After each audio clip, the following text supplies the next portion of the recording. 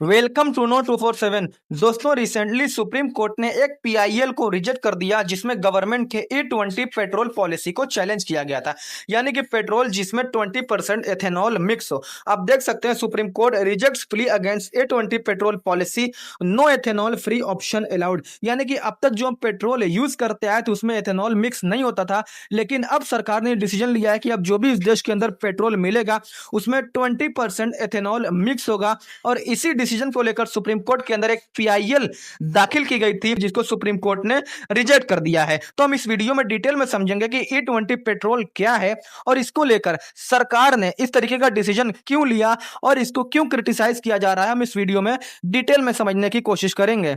सबसे पहले हम इस केस के बैकग्राउंड को समझते हैं। दरअसल इंडिया की बायोफ्यूल पॉलिसी है, उसके अंतर्गत सरकार ने एक टारगेट सेट किया, एक गोल सेट किया और यह था कि 2025 तक नेशन वाइड पेट्रोल में 20% एथेनॉल ब्लेंडिंग यानी कि E20 पेट्रोल को इंप्लीमेंट करना। और इसके रोल आउट को लेकर सुप्रीम कोर्ट ऑफ इंडिया में एक पब्लिक लिटिगेशन इंटरेस्ट यानी कि एक पीआईएल फाइल की गई और इसको फाइल किया था अक्षय मल्होत्रा ने। और उन्होंने कुछ मुद्दे उठाए थे, उसमें कुछ आर्गुमेंट थे जो कि इस पीआईएल में उठाए गए थे। फर्स्ट था कॉम्पेटेबिलिटी को लेकर, कॉम्पेटेबिलिटी इशू, क्योंकि पिटिशनर ने ये आर्ग्यू किया था जो भी कार 2023 के पहले मैन्युफैक्चर हुई हैं या बाइक्स हैं और कुछ BS4 मॉडल भी एथेनॉल ब्लेंडेड पेट्रोल के लिए वो डिजाइन ही नहीं किए गए हैं। अगर हम उसमें E20 का यूज करते हैं तो उसमें क्या हो सकता है, जो कोरोजन हो सकता है, उसके इंजन पर नेगेटिव इंपैक्ट हो सकता है, जो उसकी परफॉर्मेंस है वो ड्रॉप हो सकती है, जो उसका माइलेज है वो लॉस हो सकता है। और उसमें एक मुद्दा यह भी उठाया गया था कि कंज्यूमर राइट्स को लेकर, यानी कि सरकार के द्वारा यह कहा गया है कि जो E20 पेट्रोल है वो आपको लेना ही पड़ेगा, आपके पास दूसरी कोई चॉइस नहीं है। और इसमें यही मुद्दा उठाया गया है पीआईएल में कि जो कंज्यूमर है उसको चॉइस मिलनी चाहिए, जैसे कि E10 पेट्रोल भी अवेलेबल होना चाहिए पेट्रोल पंप के ऊपर मार्केट में, ताकि जो पीपल है वो सिलेक्ट कर सके कि उनकी जो बाइक है या जो उनका व्हीकल है उसकी कॉम्पेटेबिलिटी क्या है, उसकी क्षमता क्या है और उसके अनुसार ही वो पेट्रोल को चूज कर सके। पेट्रोल को चॉइस होनी चाहिए उसको चूज करने की, यानी कि E10 पेट्रोल, E20 पेट्रोल और जो नॉन जिन ऐसा पेट्रोल भी होना चाहिए जिसके अंदर एथेनॉल मिक्स ना हो, तो इस तरीके की चॉइस होनी चाहिए। और इन्होंने कहा कि इस जो ये डिसीजन है इसके अंदर ट्रांसपेरेंसी नहीं है। जो पेट्रोल पंप होते हैं वहां पर एथेनॉल जो कंटेंट है उनका मैंडेटरी लेबलिंग हो, वहां पर लिखा होना चाहिए कि हाँ ये जो पेट्रोल है इसके अंदर इतना परसेंट एथेनॉल मिक्स है।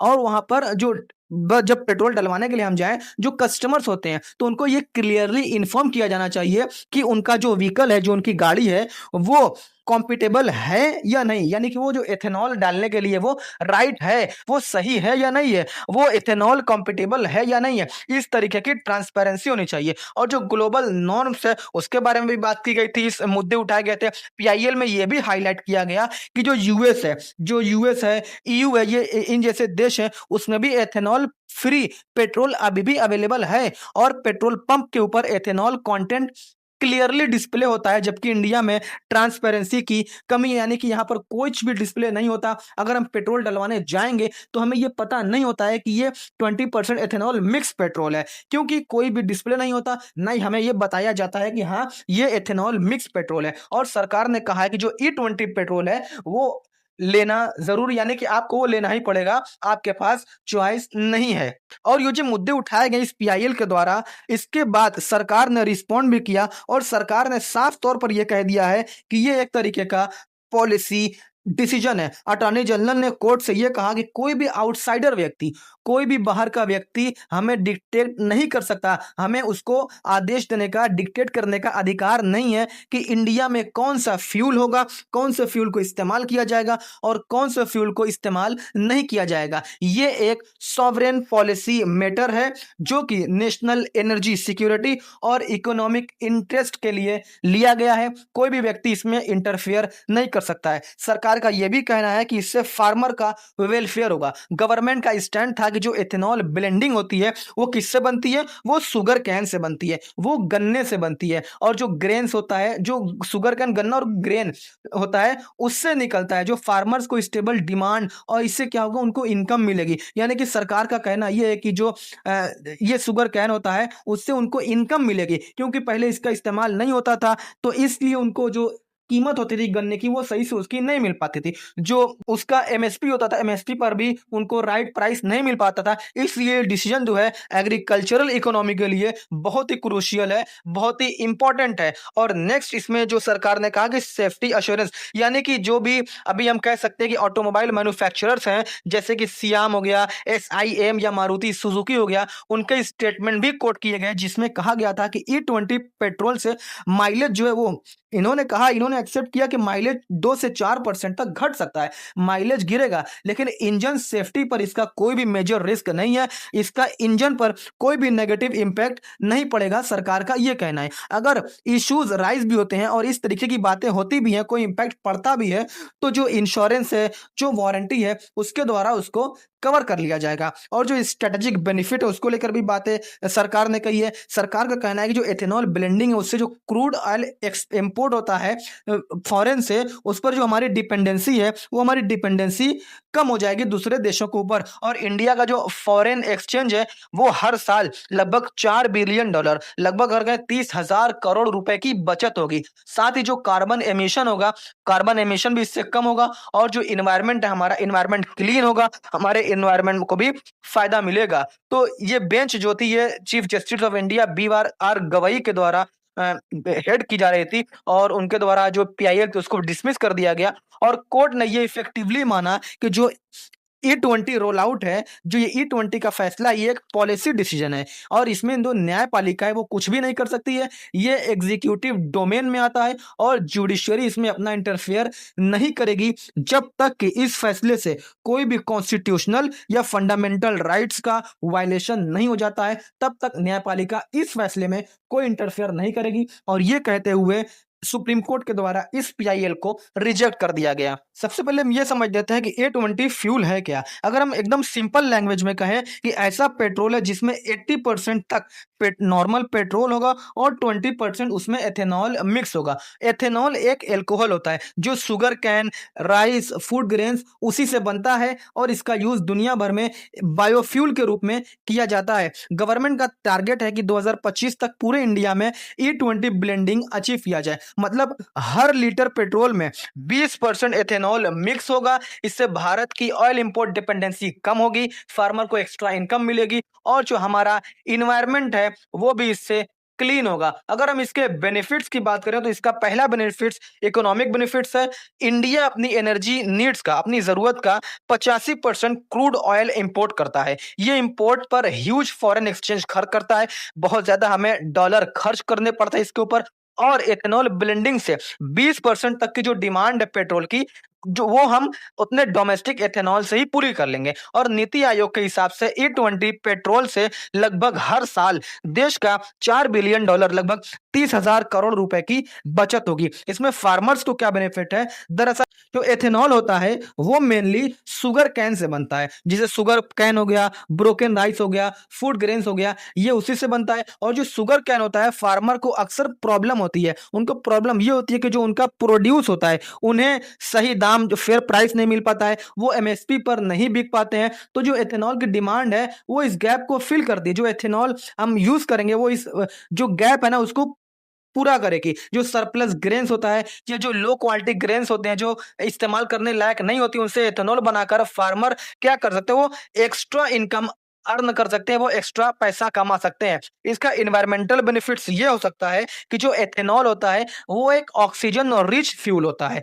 पेट्रोल में एथेनॉल मिक्स होने से फ्यूल ज्यादा इफिशियंसी के साथ बर्न होता है, इफिशियंसी के साथ बर्न होता है। इससे जो कार्बन मोनोऑक्साइड होता है ना, कार्बन मोनोऑक्साइड या हाइड्रोकार्बन और पार्टिकुलेट मैटर्स होते हैं, उनका इमिशन कम होता है। और एथेनॉल होता है एक रिन्यूएबल है, यानी कि जो प्लांट्स है ये उसी से बनता है और प्लांट्स अपने ग्रोथ फेज में CO2 को एब्जॉर्ब कर लेते हैं। इससे जो एथेनॉल को कार्बन न्यूट्रल साइकिल के रूप में माना जाता है, यानी कि जो इससे क्या हो सकता है, जो कार्बन होता है, जो एथेनॉल होगा, जो कार्बन होगा ना, इससे पहली बात तो इससे पॉल्यूशन कम होगा, प्रदूषण कम होगा। और जो एथेनॉल बनता है जिससे, वो जो कार्बन एमिशन होता है ना ये उसको एब्जॉर्ब करेगा, जिससे जो हमारी एयर क्वालिटी है उसमें भी इंप्रूवमेंट देखने को मिलेगा। अगर हम इसके ग्लोबल कंपैरिजन की बात करें तो यूएसए के अंदर E10 पेट्रोल सबसे कॉमन फ्यूल वहां पर है और फ्लेक्स फ्यूल व्हीकल के लिए E85 पेट्रोल भी वहां पर है, जिसमें लगभग 85% एथेनॉल होता है, वो भी वहां पर अवेलेबल होता है। लेकिन सबसे इंपॉर्टेंट बात ये है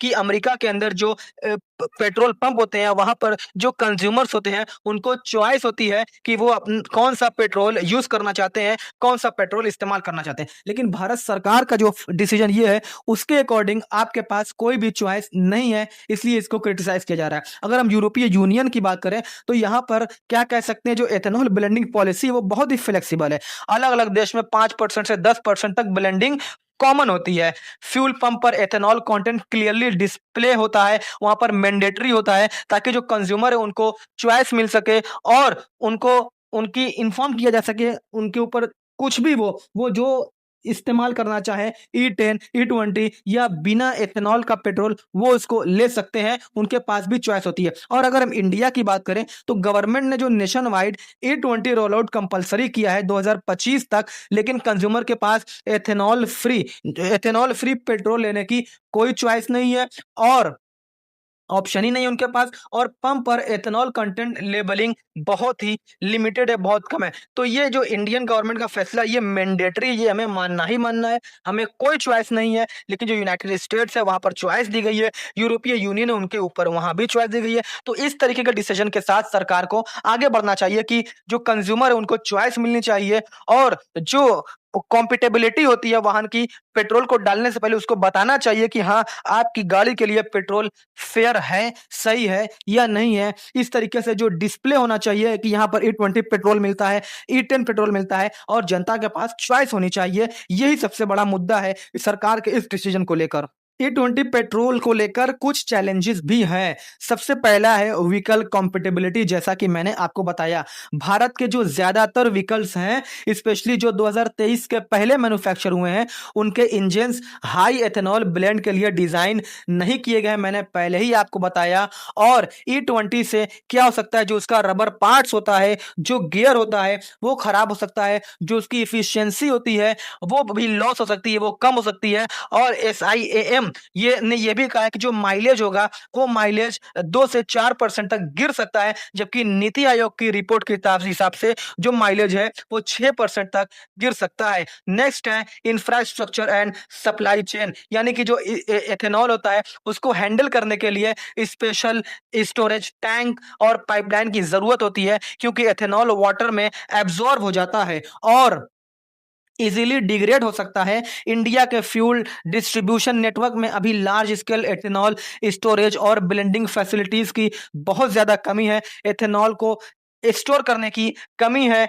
इस चैलेंज को सरकार को भी इसको ध्यान में रखना चाहिए। जो रॉ मटेरियल है, जो फूड सिक्योरिटी, जैसे कि एथेनॉल प्रोडक्शन होता है वो लार्जली शुगर कैन और ग्रेन से होता है। अगर डिमांड एग्रेसिवली बढ़ गई तो इसका इम्पैक्ट फूड और फ्यूल डिबेट पर पड़ सकता है, जहां ग्रेन्स फूड सप्लाई के बजाय एथेनॉल में डाइवर्ट हो जाएगी। साथ ही sugarcane water intensive crop है, जो सस्टेनेबिलिटी को कंसर्न रेस कर सकता है, एक चिंता उत्पन्न हो सकती है सस्टेनेबिलिटी को लेकर। R&D एंड कंज्यूमर अवेयरनेस, यानी कि जो ऑटो मेकर्स है उनको एथेनॉल कॉम्पिटेबल इंजन्स और फिक्स फ्यूल टेक्नोलॉजी को डेवलप करने के लिए भी एक्सटेंसिव R&D करना पड़ेगा। साथ ही कंज्यूमर को एथेनॉल ब्लेंड के प्रोस एंड कॉन्स और उनके व्हीकल कॉम्पिटेबिलिटी के बारे में भी प्रॉपरली एजुकेट करना पड़ेगा, जो कि सबसे बड़ा चैलेंज, यानी कि जनता को जानकारी होनी चाहिए इस E20 पेट्रोल के बारे में, ये सबसे बड़ा चैलेंज है। तो दोस्तों आपको वीडियो कैसी लगी? अगर आपको वीडियो पसंद आए तो आप चैनल को